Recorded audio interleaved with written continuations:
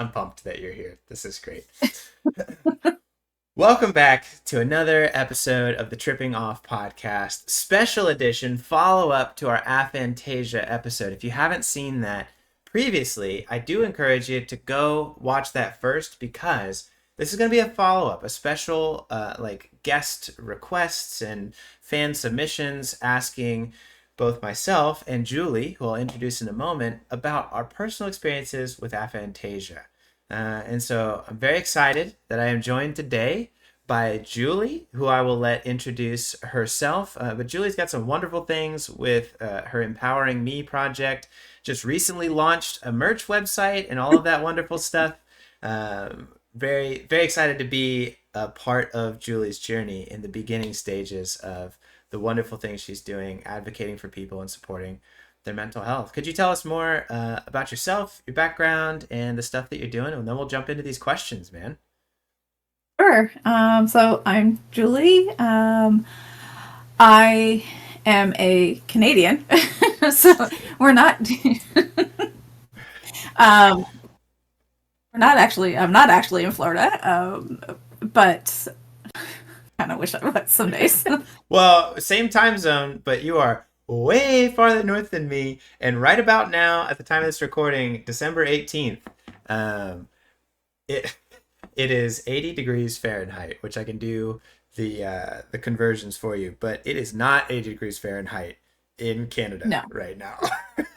no, it's not. uh, Actually, we're not in the same time zone. I'm in Atlantic time zone oh, because I'm right you're on the one east. back. Yeah. Yeah.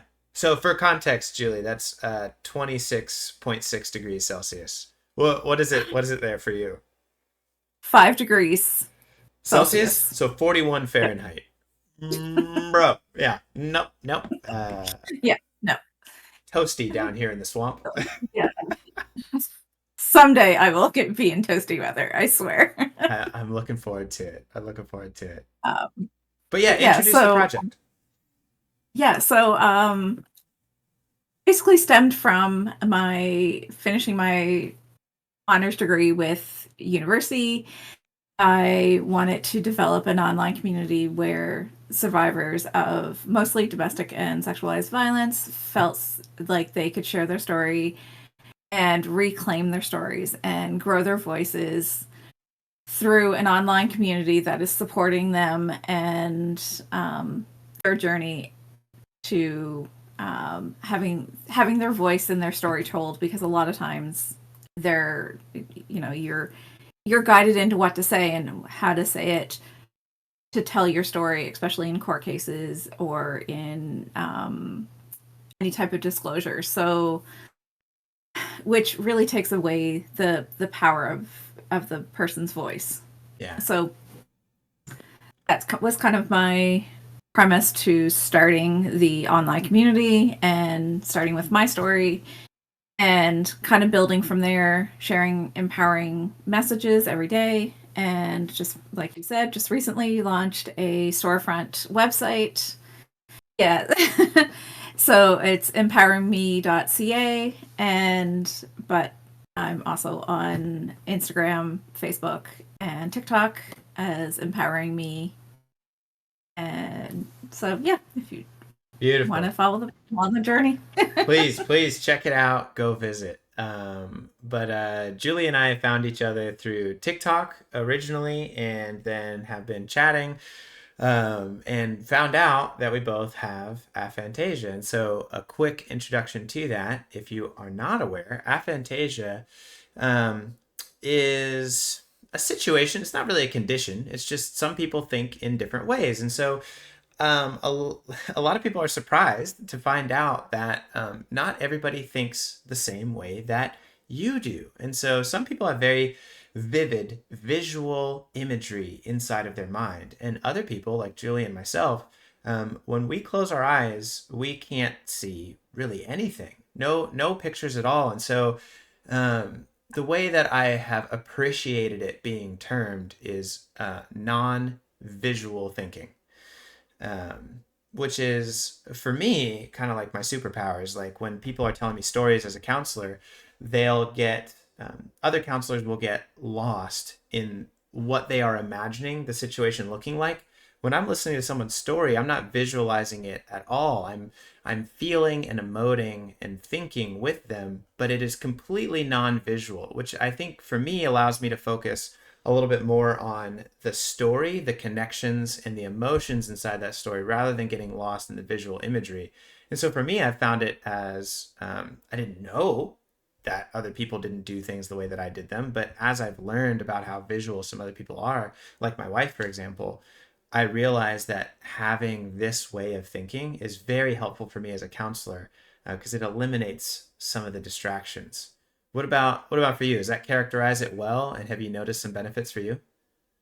Yeah, so I've noticed for myself that in my previous employment, I was a crisis intervention worker, and sitting down and doing intakes or having these conversations with people that are fleeing domestic violence situations, I could listen to their story and not envision my not necessarily envision myself in their story, but I had a greater connection with them for empathy and um, being able to really get down to what they need for support versus being connected and all up into the actual story and like the play by plays of the imagery.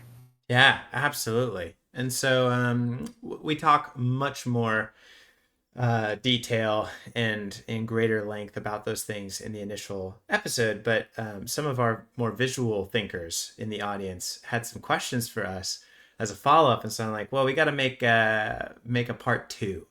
And so we're just gonna go down this list and talk about our experiences and what that's like. And my purpose for this is twofold. One, to bring awareness to the way that other people think that might be different than those who are listening in the audience.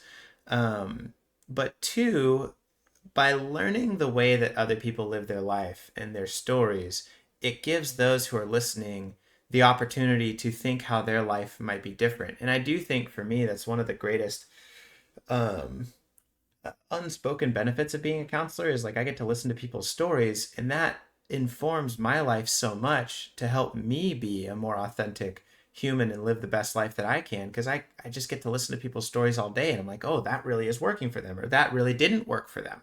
And so I both get to realize and actualize opportunities and avoid potential mistakes from just the immeasurable gift of listening to other people's lived experiences. So that's what I'm hoping to accomplish today. So we'll go down this list of questions and talk about it.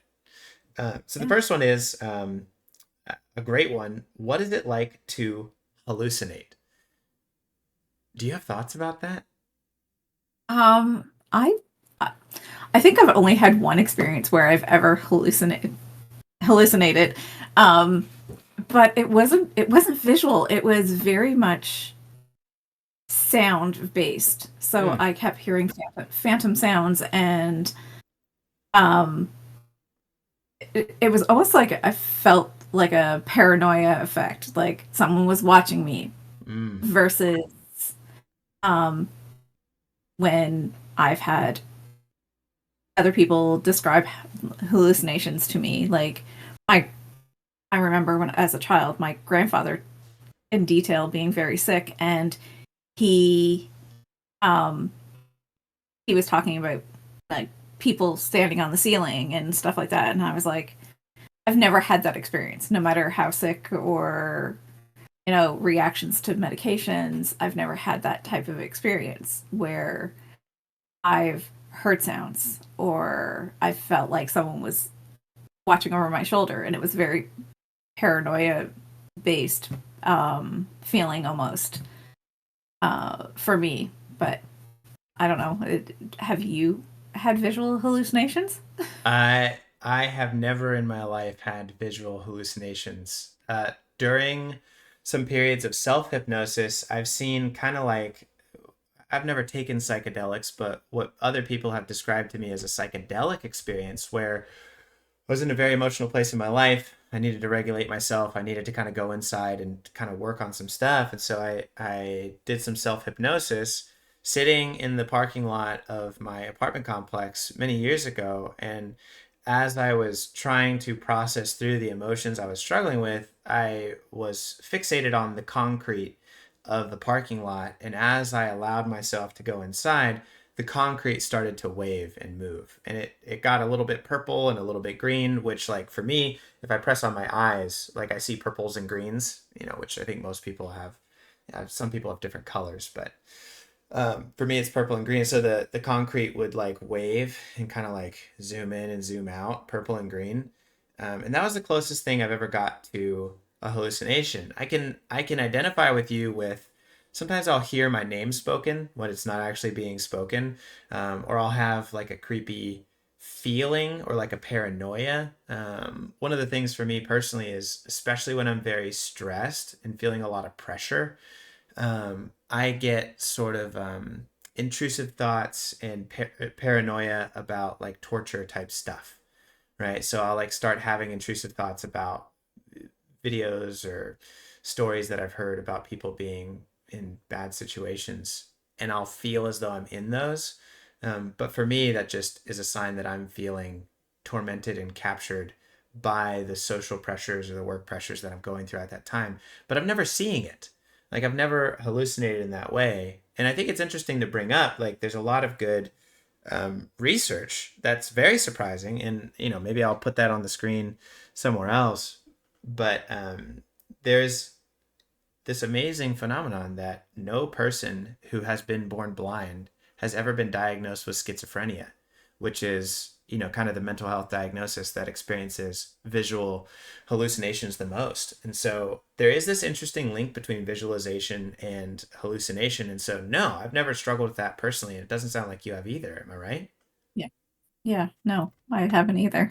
Intrusive thoughts, sure. Paranoia, sure. Stress, anxiety, yep, definitely. That present and accounted for, but never seen stuff that wasn't there. I mean, like, maybe my mind runs away with me when I see a shadow like in my closet while I'm falling asleep, but it's not like I'm really seeing something that's not there. It's just my mind's interpreting the outline of, my coat hung up in the closet. That's the closest I get. Yeah. Uh, Um, I mean, for me, I do believe in spirits, so like, I have seen a ghost once walk through, and it was a very vivid thing, but it wasn't something that I would say was a hallucination because there was no underlying I guess cause for the vision. sure. And being someone that does believe in more spirits and ghosts, that I would connect with that more than saying that it was a hallucination. Yeah, it fits. It fits. Yeah. Well, interesting. If you're visual, do you hallucinate? Might be interesting if they're connected. All right, question number two. Question number two. Growing up, and I'll let you start with this one, Julie. Growing up, did you have an active imagination where you played with imaginary friends? Um, yes, I did have an active imagination. I grew up in the generation where we were kind of considered to be the forgotten generation. We were pushed outside and told to go play and whatever. So I would tend to feed off of my friends and what they were playing, and so I allowed my imagination to grow. So if we were playing like um cops and robbers or something like that, Sure. then that whole scenario would play out. And I would say that yes, I did have imaginary friends, people that in times of when I felt alone as a child, Mm, um my dad was sick. I had an imaginary friend that would just kind of be there as like my emotional support. And not that I visually saw them, but it was just I felt like I could make that connection with somebody hmm. that was there. Wow, that's interesting. I actually, this question is interesting because, no, never. And so what's so fascinating is to watch my son grow up, who's going to be 2 here very soon. crazy visual imagination. You can already tell he's playing movies in his head. He's seeing things in his mind and like acting them out and playing pretend. I don't know. Maybe we got to get my mom on the podcast next, but I don't remember ever having an imaginary friend or seeing things. I was very creative, but my creativity would be very practical. Like, there's some woods behind my house, and so I'd take a shovel and a rope and a pocket knife, and I'd go build tree forts and rope bridges up in the trees and explore and find bugs and lizards and stuff. And so I was very creative in like exploring and adventuring, but I never had an imaginary friend. Like if I did need some company or camaraderie, like I'd go talk to the trees, or like remember I had a little lizard that I found like on the fence in my backyard, and so I like had a little shirt with a little pocket. So I'm just like a little 6 year old, and I'd take the lizard and put him in there and like feed him little bugs and stuff, and he just hung out in my pocket. So that was my buddy. But it was like a real thing. It was like in my pocket. So no, and I think this is wild, like especially being a dad and like seeing my son grow up. I'm realizing just how different my childhood was. And one of the consequences of that, I believe, is a lot of other people get really into fandom, like Harry Potter, Lord of the Rings, Star Wars, and I loved those movies, but I never like had a superhero that I fell in love with, or a character that I fell in love with that I would pretend to be. And I have to wonder if that's because I couldn't visualize things or hallucinate very well. Um, I'd pretend to be something, but it was always me. Like I'd play soldier or cops and robbers, but I was the soldier or the cop or the robber, right? Or the cowboy. I wasn't pretending to be somebody else. And I wonder if that's because I couldn't visualize it in my head of what I look like. Or like once the movie is off with the superhero, I'm not seeing the superhero in my head anymore. So I can't pretend to be Spider-Man, even though I like Spider-Man. So I don't know, does any of that resonate with you? It does. We have a friend that joined. I love it. Hey, Joel. Yeah, it does resonate with me because what you saying that you were the soldier, you were the cop or the robber, whatever role you were assigned when playing that, and that was kind of how it was for me as well. Like I was assigned whatever, so usually I was assigned the police officer because that's what I wanted to be, and Naturally. so I was naturally assigned that role. And practicality, I, could do that because I had already done the research and knew what it took to be what that role entailed versus princesses and fairy tale type things like that. I couldn't do things like that. I couldn't be the princess because that wasn't something that I knew how to be. Yeah.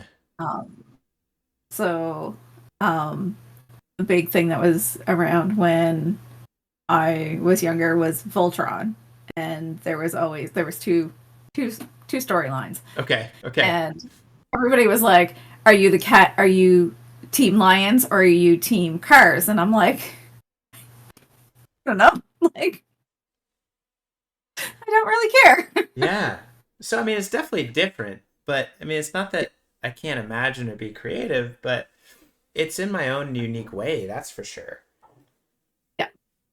So I don't know. It does make me kind of wonder. Like, and I had like dress up kind of stuff. Like, I went to the army surplus store and like, you know, for a couple bucks you can buy an old like, BDU like thing. And so, I'd wear that and go trekking through the woods behind my house. And I had like one of those big green like army helmets, but I never was like seeing other soldiers or fighting bad guys. It was more when I put those things on, I had a feeling.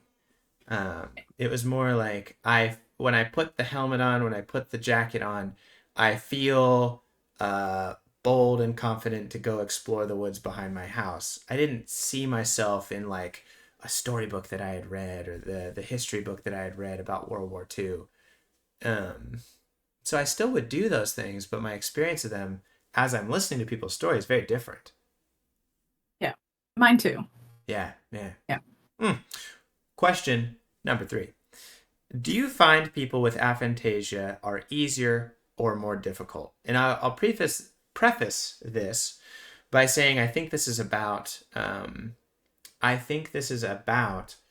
hypnotherapy and like whether they're easier or more difficult to work with. And so maybe I'll start, and then you can talk more generally about like are they easier or more difficult to work with as a in the helping profession, Julie. But someone actually just stopped me in the halls of my office yesterday and asked me this. They're like, Jesse, you have that thing where you can't visualize stuff. What's that? I was like, aphantasia. Like, yes, I have a client who's coming in for hypnosis, and they just told me they have that. What do I do? And I was like, well, it's not that I can't participate or be hypnotized. I'm very easily hypnotizable. But if a therapist starts to go into great detail about the visuals of what they want me to see in hypnosis, I'm just going to kind of tune you out. It's not going to ruin the experience for me. And maybe that's because I've had a lot of practice in that altered brain state. But you're going to kind of lose me. You're not going to give as great a suggestion if like you tell me to see a big protective grizzly bear and you're describing how its wet nose looks glistening in the sunlight and how you can see the hairs bristling on its back. I ain't seeing nothing. But what I can do is imagine. And so I make that distinction with those that I teach in the hypnotherapy course between visualize and imagine. I can imagine very, very well. I can imagine a lot of scenarios, but I can't visualize worth beans. And so what I mean by that is when I'm imagining something, I can imagine how it might play out, the feelings that are there, the sensations that are there. So I'm very connected with my body, how that might feel, how that experience might be, but I can't see it. Um, and for somebody who is very visual, which this hypnotherapist was, it can be hard for them to get inside that mindset. I think it's pretty easy for me to imagine what being a visualizer is like, but I find that visualizers have a hard time imagining what having aphantasia is like. So I just encourage that. I'm like, if you're going to do some hypnotherapy with a client who has aphantasia, focus on imagining and focus on the symbols and the story and the experience and the emotions, not so much on the visual detail. If you say, you walk down a set of steps and go into a deep, dark cave and you find an old man sitting there by the fire, that's great. That's all I need. I can't see it anyway, but I can feel what being inside that enclosed space is like. I can feel the trepidation as I walk down those steps. I can feel the warmth of the fire, the energy and the aura of that old man sitting there that has a secret message to tell me, and it's just for me. So I'm deeply into that scene with you, but not in a visual sense. It's more in an experiential sense. And I think that's the distinction. The pushback I got from that therapist was like, well, the client said they can't imagine. And I'm like, well, that's wrong. I think people conflate those words of imagine and visualize, and they're very different. A lot of times people will say, oh, I can't imagine, when everybody can imagine. They just might not visualize. And so I said, ask them to think of a memory and tell them to relate to you how they experience that memory. Because I can remember things and I can have deep memories about growing up, but I'm experiencing them non-visually. That is a great example for what their level of imagination would be like. And so that's kind of the way that I help them bridge that gap into understanding what the client's experience would be. Any thoughts on that from your experience with hypnosis, or do you agree, disagree? So with my personal experience with hypnosis, I think that was kind of my biggest fear when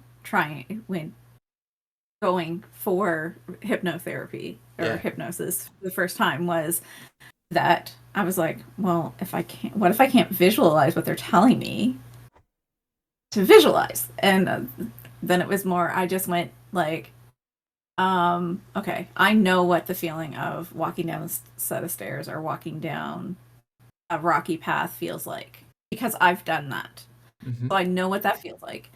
and I know the energy and the emotions for what we like for the memory that we were working on.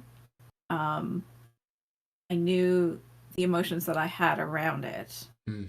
and kind of where I was feeling more resistant. So as I got closer to that more resistant feeling, pathway or whatever, like that feeling of the pathway got harder. And so that definitely was a different experience. Um, Now for the clients that I dealt with, when they were telling me their story and looking for what they needed, it was easier for me to get out of them what they needed in that moment Mm. versus like for somebody that couldn't visualize because they could tell me they're like I need this, this is what I'm like. It was very black and white for them. It's like I need um I need to be able to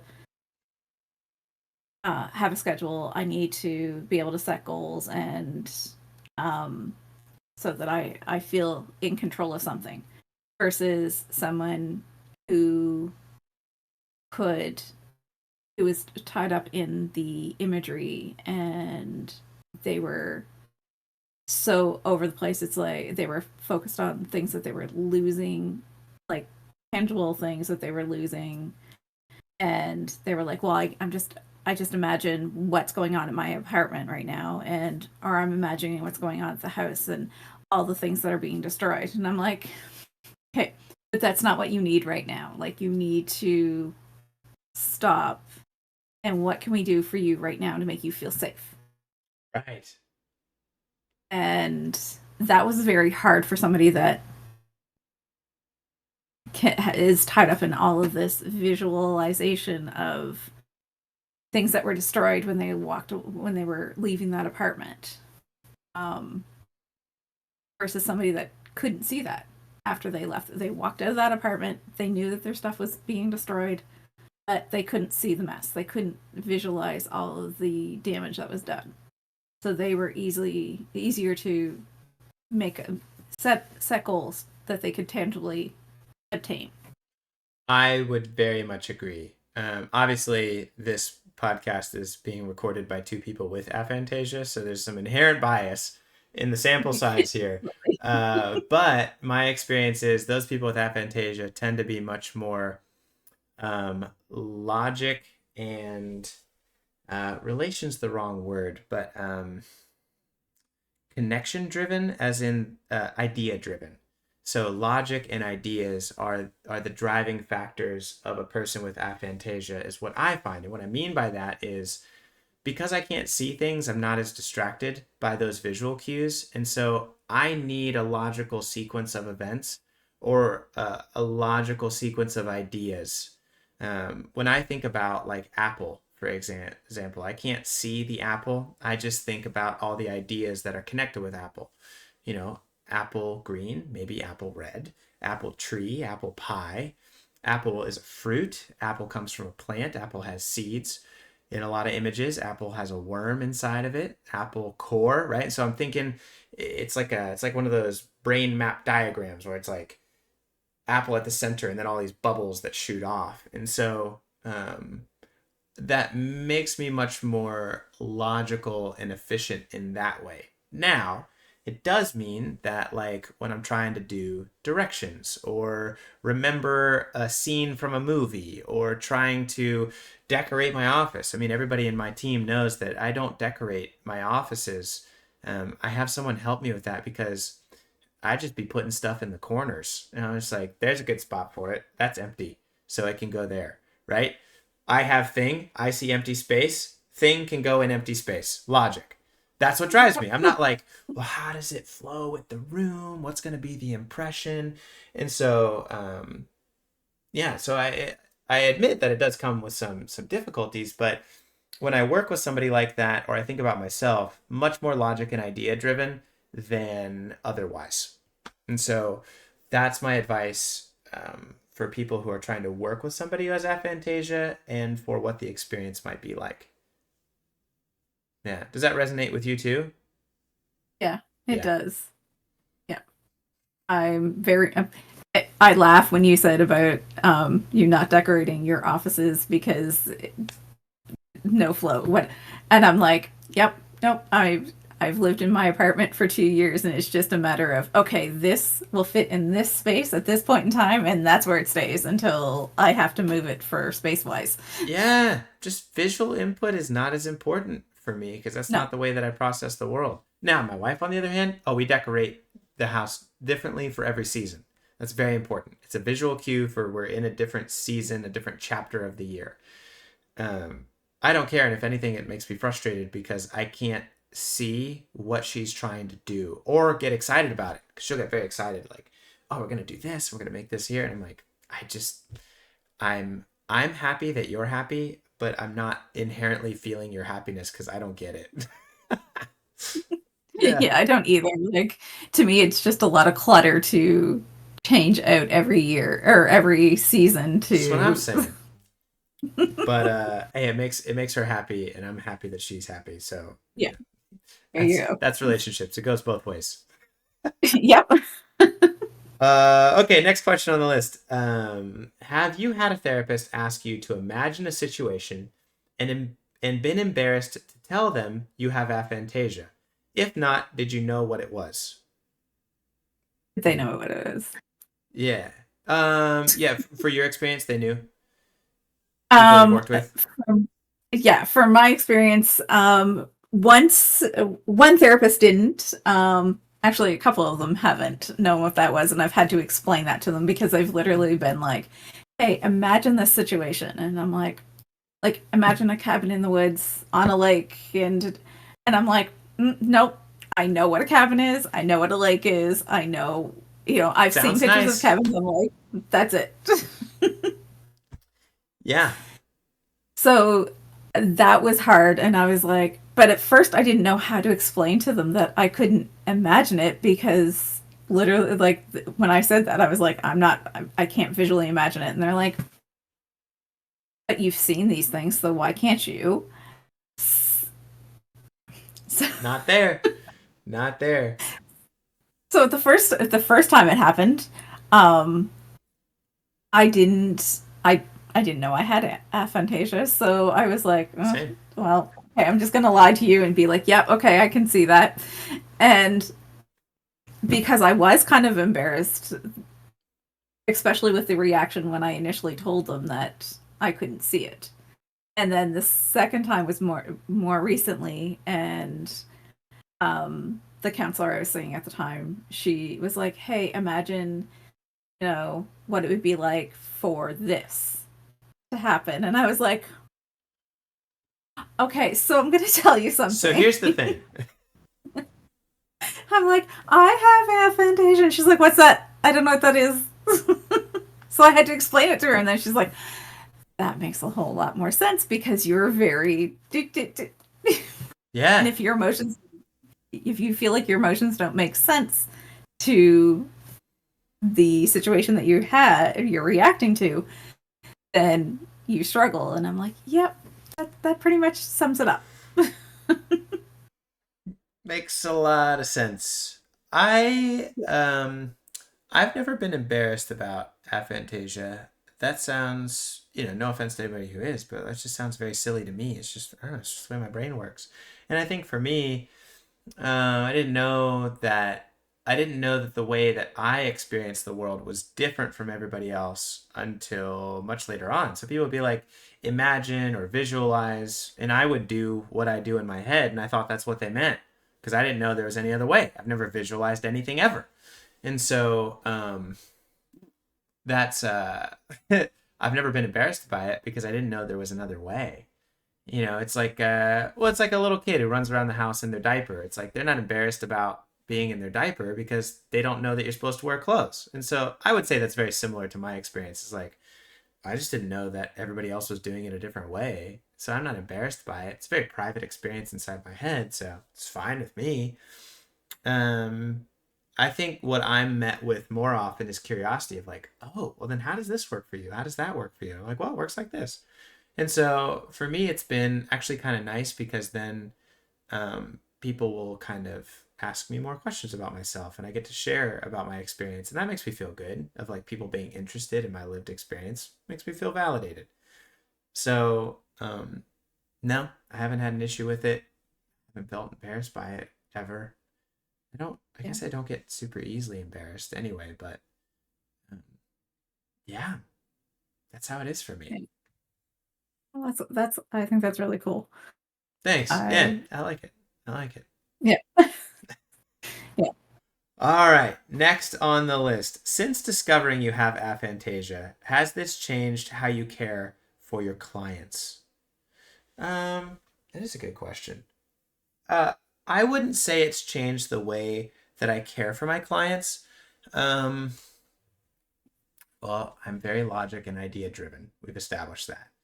When I found out I had aphantasia, there is a couple directions that you can go with that, and I'll make the arbitrary distinction of two. And I think this happens a lot in people's lives. You find out a truth, and then you have to now integrate that truth into your way of living. And so I realized that my brain thinks different. I kind of have two options to go with that. I can either be down on myself that I don't have the abilities that others have, or I can take the opposite approach of being like, well, this gives me some unique abilities that other people do not have. And so I have very consciously chosen to step into feeling a sense of pride and joy about the way that my brain thinks. And what it has done for me is not change the way that I care for my clients, but allowed me to understand the value I give my clients that much more. I have a way of thinking, I have a way of being, I have a way of relating that's different than most of their lived experiences. And so being clear and recognizing the value that I bring to the table allows me to use those gifts and abilities with much more tact and much more confidence. That would be my personal experience. But what about for you? I mean, I can read that question again if you'd like. Since discovering you No, have aphantasia, has this changed how you care for your clients? I would say I'm very much like you. It hasn't changed the way that I cared for the client, um, because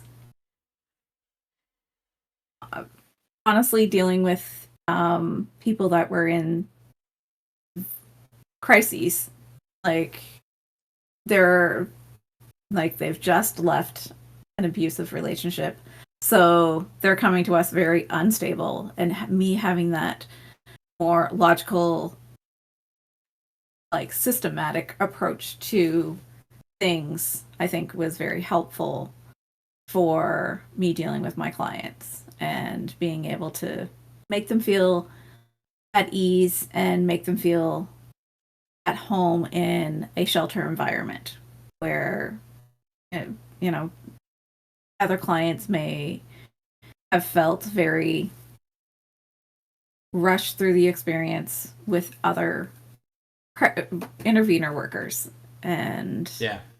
because they couldn't relate to them, and it was all about imagery, and they got caught up in the story versus systematically getting the person settled and calmed down first, and then being able to attack, like get a plan of action in and set goals and get them built up to where they felt comfortable leaving the shelter and feeling like they had the supports that they needed.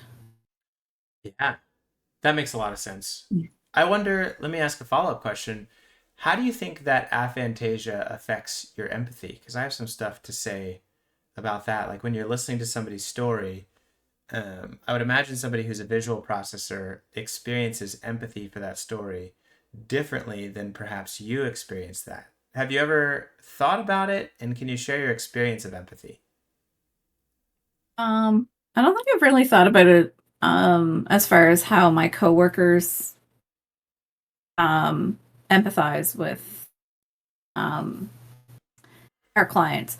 But for myself, I've been able to very deeply connect with some of our clients because of not necessarily getting caught up in the imagery, but Mm. I do have lived experience in the type of field that I work in. So I've been able to take and empathize with them deeper because I know the emotional, like I emotionally feel things deeply with them, and we can kind of walk through it together to come out the sort of other side of it in that short um, interaction. So where some of my coworkers would be sitting with clients for a couple of hours, talking through something and just sort of talking in circles, I would be more, okay, I hear what you're saying. Like these are the feelings that you're feeling, or that you've expressed that you feel. Mm-hmm. Um, is there something that we can do right now to help you move forward or feel more at ease with those feelings? Mm. So the empathy was there so that they felt validated and heard, and not just like they were talking in circles, because that was where they had been with others. So Yeah, that makes a lot of sense. I think, well, I've never experienced any other empathy than my own, so it's hard for me to compare. It would just be speculative. However, I would argue that my experience of empathy is in some ways deeper than others because I can't visually experience the story that somebody is telling me. I can only emotionally and somatically, like physically experience the story. I can't get lost in the details of the visualizations. I have to be experiencing it with you. And what that does is allows me to connect with them and their experience, which is the most important part, that much more deeply. However, I do notice that sometimes I can struggle with empathy when the person is a big visualizer because they're telling me all the visual cues of the memory, and that means nothing to me. And so I have to ask follow-up questions to identify what did it feel like? What emotions were you having? What thoughts were you having? What did you hear? What was that experience like for you? So that I can empathize with them, because if they're a deep visualizer and they're describing the scene, it's just kind of, I mean, I'm catching bits of it, and I'm kind of predicting how I might feel in that scenario based on what they're describing. Um, but I recognize that those are kind of personal projections that may not be or fit their experience personally. But when they can go into the detail of what it felt like, oof, I'm there with them. As evidenced by, I think a lot of people on the podcast know that I also have vasovagal syndrome, which is I faint at the sight of blood. Um, in only certain situations, like when my son was born, I was fine for some reason. But I had a client who was talking about a medical procedure, where they had to like do some heart work, and so if anyone's familiar with that, they got to kind of go in through the groin area and take a scope and kind of go up in through a vein, and they were like describing all this stuff about how they did that, and I'm feeling it. I'm feeling that, and I start to see my vision go closing down. I start to feel a little lightheaded because as they're explaining that story, I'm physically feeling the sensations of that story. And my body's like, you need to be passed out right now because it's not good for you to be awake while they're doing a procedure on you. Right? Or like if somebody tells me a bloody story, it's like, you need to pass out right now in order to slow your heart rate so you don't bleed out. And so here I am fine sitting in my therapy chair and I'm like, a little woozy about to pass out because I'm over empathizing. Right? I can yeah, feel it too much in some situations. So pros and cons with empathy. yeah, and I think that too. Like I know it was a big adjustment for me when I first started as a crisis intervention worker, because I, having lived experience, and being able to feel their experiences so deeply, I had a hard time separating the emotions when I went home. I cared so deeply for my clients that I often stayed awake, thinking about them and wanting to make sure that they were still okay, like that Mm-hmm. they weren't having panic attacks or they weren't feeling uncomfortable or whatever. So I really had to find a way of kind of breaking that and feeling a little bit like disconnected from the emotions. Yeah, that personal compartmentalization and professional boundary has to be very intentional, I think, for me. Yeah. Yeah, yeah. Well, I think that's the end of our questions for today. Any other thoughts I think about so. aphantasia or the experience of it? I was just checking my Um, notes here to make sure we got through them all, but we did. yeah, we did. We got through them all. I mean, I don't have anything I can think of right now. What about for you? Do you have any follow up? I think that's it for me. And just to reiterate the point of like, I hope that this conversation today has given you some thought about the way that you think, which is very meta, some metacognitions, thoughts about your thoughts. And to recognize that this is so important. I think a lot of times it's easy to call someone stupid. And some people are stupid, sure, right? And when I say stupid, what I mean is there is a call to improve and a willful negligence of that responsibility to improve. That's pretty stupid to me. But a lot of times people go around and will have these expectations of others, right? You should be able to do this, you should do that, you should do that. And the awareness that their experience may be wholly, uniquely, and fundamentally different than yours can bring a level of care and compassion to those. And I hope that's the goal of today. There are some unique abilities that I have, but please don't get frustrated with me when I need Google Maps to help me get to where I'm trying to go because I can't visualize the map in my head. I'm really great at emotions and counseling, but navigation and remembering visually what I saw, not my strong suit. And so, for me, I'm not being stupid when I have to pull out Google Maps. I'm just experiencing, exploring, navigating the world in a way that is authentic to the way that my brain works. And so, I love these conversations. I love this podcast and I love having people on it because the more that we talk about our experiences, the more that it helps all the rest of the people be kind and caring towards others, recognize their own gifts and abilities, and call out and validate the gifts and abilities in others. And so that's my mini philosophical rant lecture about this topic. I think aphantasia is cool. I'm glad I've got it. If you asked me, would you trade your brain for a visual one? No, absolutely not. It's made me the person I am today. And Julie, I can see you shaking your head that you agree very much. I do agree. I would not change it. I do laugh because everybody else in my family is very visual, and I'm not. I have two adult children that can visualize anything. I have a friend that she can visualize without closing her eyes. Sees things, and I'm like, yep, you guys all have one ability. I have another, and it's great. That's kind of the beauty of being a group. Like we need connections, we need relationships because we all, gosh, I know it sounds so cliche to say, but we all do need each other because we all have our own unique gifts. And it's like, it's cliche and it's cringy because it is a fundamental truth. And so let Yeah. this podcast be validation for that fundamental truth. We need each other because we're all different. And this is the Yes. way that my brain is different. I hope that it helps others who are listening to this validate and appreciate their differences as well.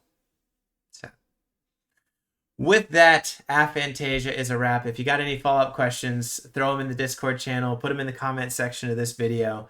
Let us know. We probably won't record another one because I think we got to the most important ones, but I'd love to answer the comments or anything like that. Shout out to Julie for being here. It's taking some time in the day to do this. I have not paid her to be here. It's out of the goodness of her heart. So go buy a beanie, go buy a hoodie from empowering me. Support the mission. Thanks again, Julie, for taking some time to do this. I appreciate you so much. And I appreciate being here. Thanks. Cool. Until next time. Bye.